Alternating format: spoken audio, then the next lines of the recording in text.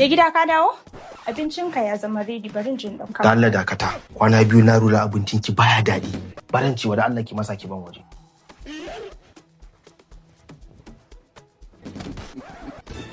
Me yake faruwa tsakanina da mai gida ne? Uwar gida. Mai gida.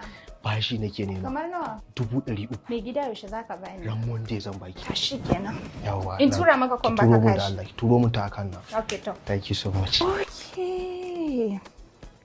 No wonder ashe yau Monday.